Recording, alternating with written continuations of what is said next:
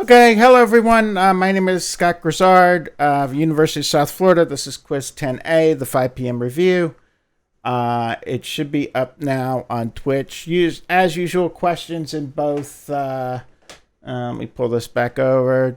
Questions in both Twitch and in. It might help if I gave you the URL. Questions in both Twitch and in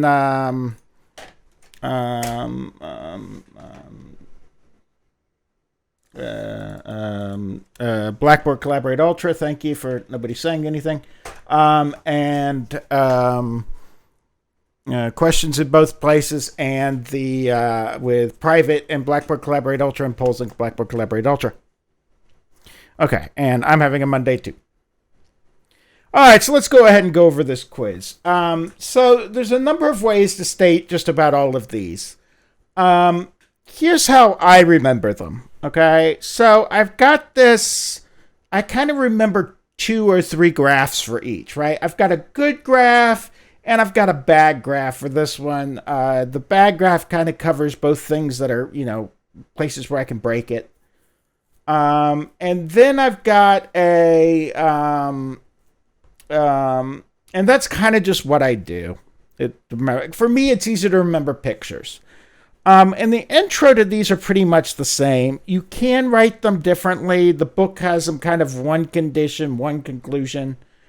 I have them kind of 2 conditions, 2 conclusions.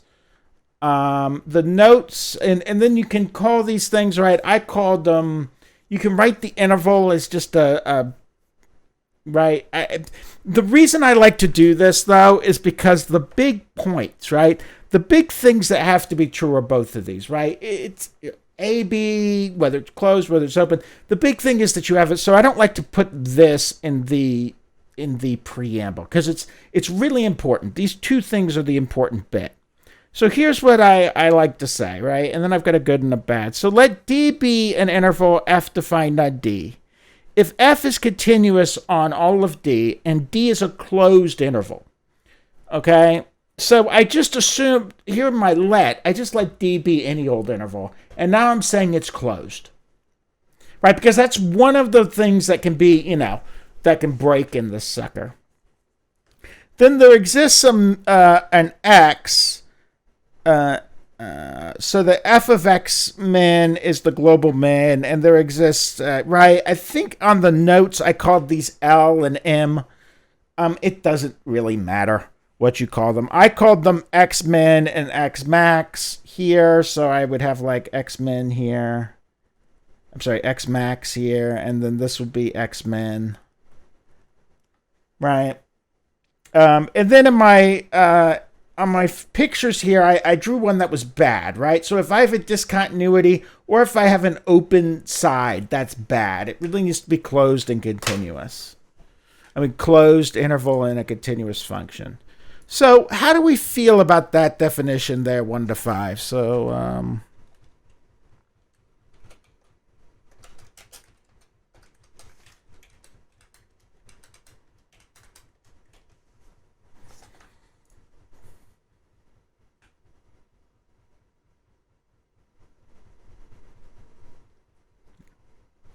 So I don't, for me, what I memorize when I do these, of course, I've done them enough now that, I've got them kind of ingrained. But I remember that this is a 2-2 theorem, and I remember the 2 pictures. You can, right? There's other ways to say it, right? Let F be defined on AB if F is continuous on AB. But notice I'm kind of, The fact that the closed is kind of a buried lead. I'm gonna write this here. This is alternate. This is fine, right? This version here. This version is good. This version is correct,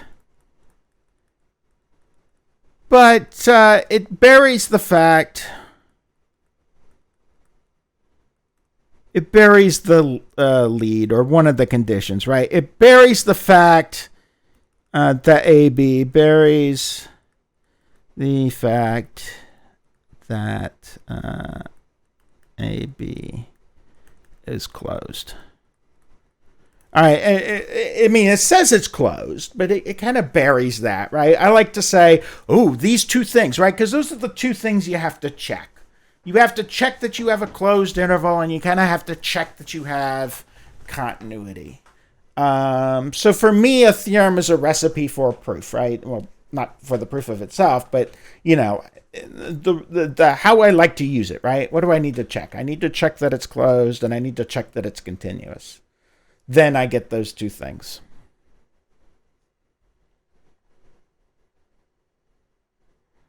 Okay. Same thing here. Let D be an interval f defined on D and A be some point in D. If f is differentiable at x equals a and f has a local min or a local max at x equals a, then f prime of a equals 0. All right. So 1 to 5, how do we feel about Fermat there? So let's see. I want to hit stop and I want to hit start. There we go. In your book, there should be a note here. Your book only says Fermat's note. Your book and possibly the test.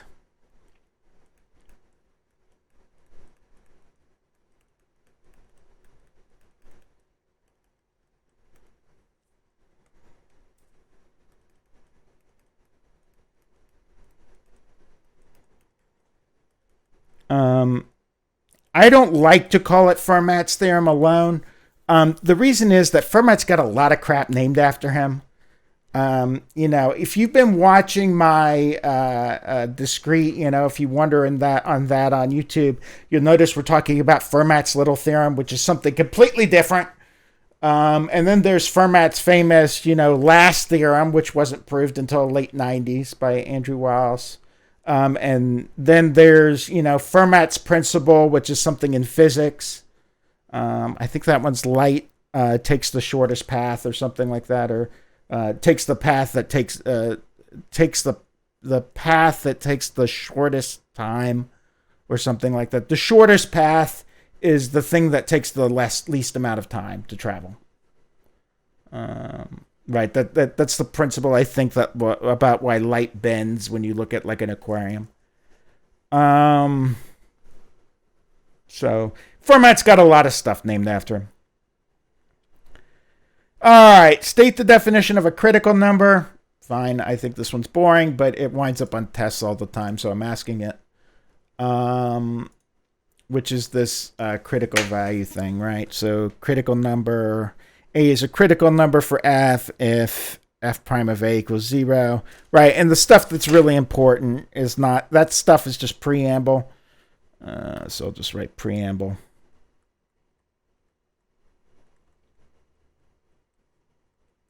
Needed. All right, the rest of it's just preamble. So critical number. 1 to 5. These are places where I suspect there may be a min or max. Doesn't mean there is one. It just means I suspect them. Maybe.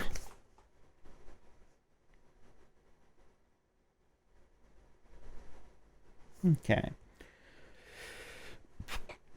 Rolle's theorem, I can't really get away with the D bit, right? I actually need an f of a. I need endpoints here on Rolle's theorem.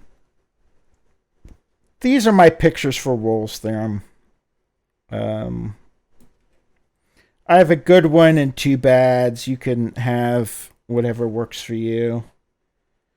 But the point is, it needs to be continuous, but also differentiable. So it needs to be continuous on the closed, differentiable on the open, and f of a has to equal f of b. If those things are true, then there exists a u in AB so that f prime of u equals 0. All right, so stating roles.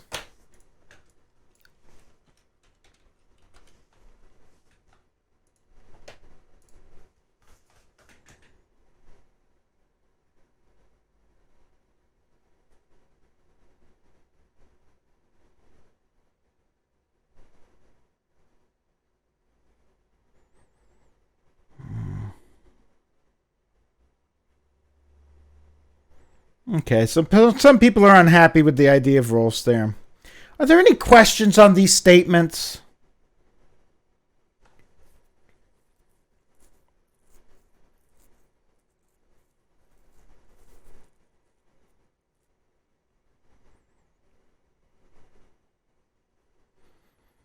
Okay, nobody's got questions on statements today. All right.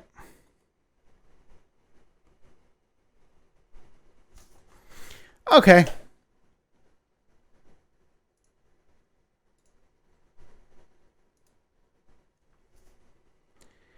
All right, this last one here, I have this kind of algorithm, right, that I need to do. So the first step is, kind of to list my endpoints. I take the derivative of f. So I take the derivative of f. What I want to do is I want to make a list. So the goal, make a list of x values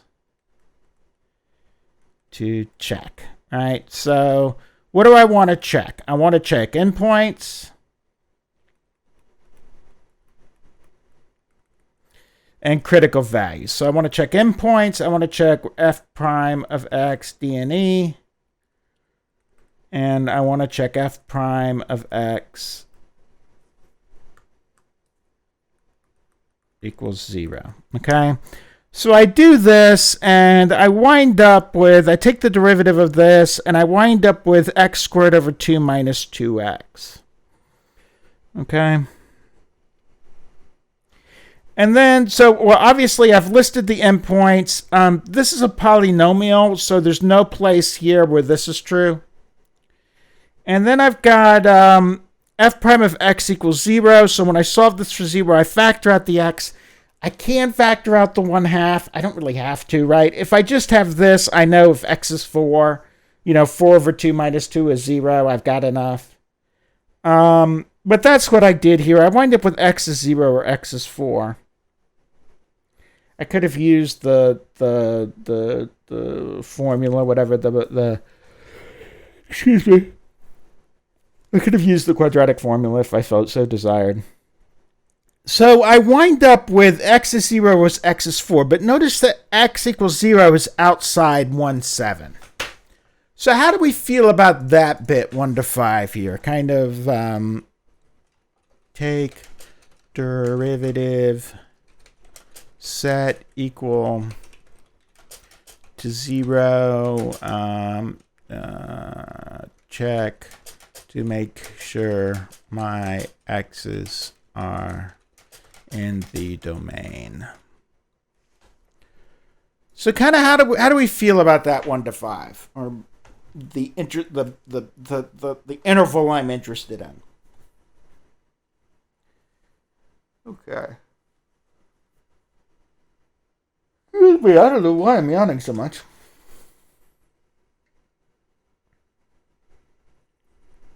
Okay. So I want to check, yeah, Professor is tired. Professor, slept all weekend. Professor should not be tired. I mean, like hibernate. Like around Friday, we went to the football game, USF game, and then we came back and we just and I just went, and I was out all weekend. I mean, I was just I woke up, I had this long list of things to do, and my brain was just like, nope, we're sleeping.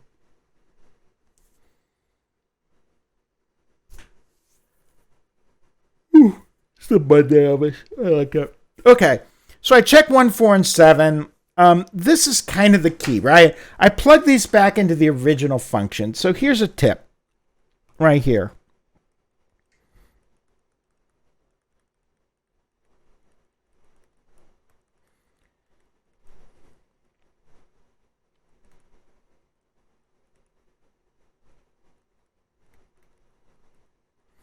If you do this, you're going to keep yourself. A common mistake is to accidentally plug these into f prime.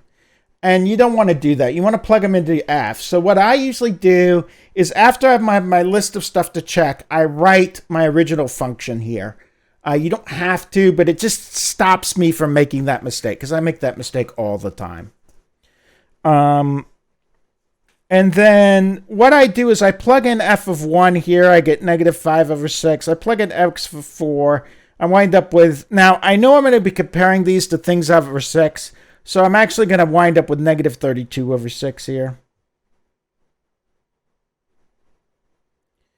And f of 7, I don't care. 7 squared over 6. I mean, I don't care what 7 squared is. I can do it. But I don't care that it's 49. I care that it's something big and positive.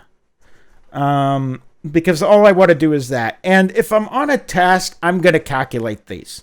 I'm going to calculator these. So I'm going to make sure that I'm doing this right. I'm going to plug these into my calculator.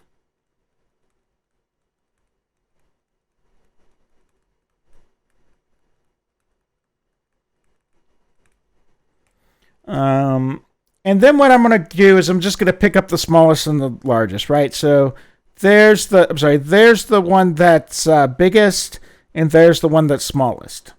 And I actually only need the y values.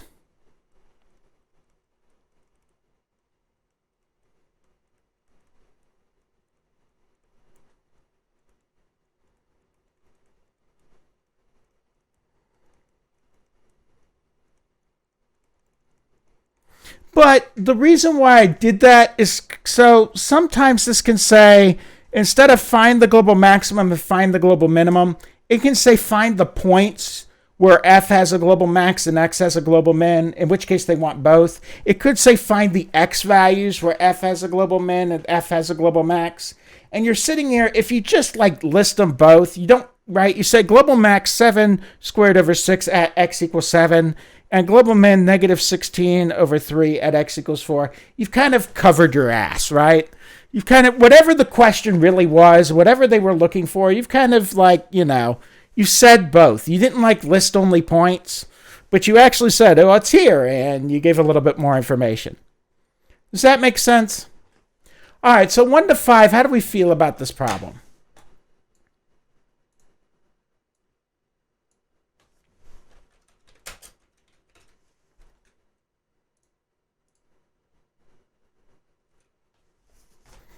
Okay.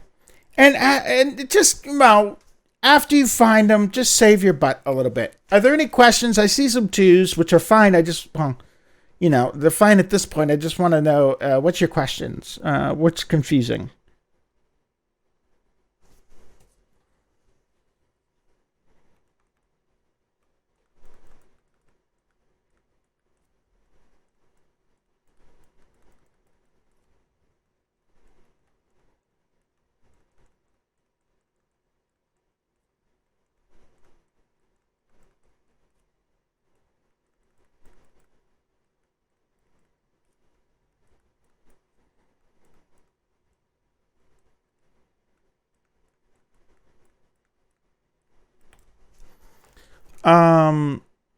Okay, well, no one wants to ask questions. So there's still 5 non-voters. Go vote.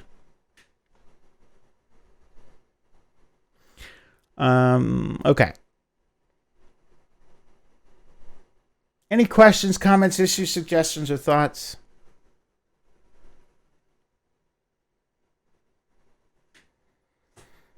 Okay, so that's the quiz.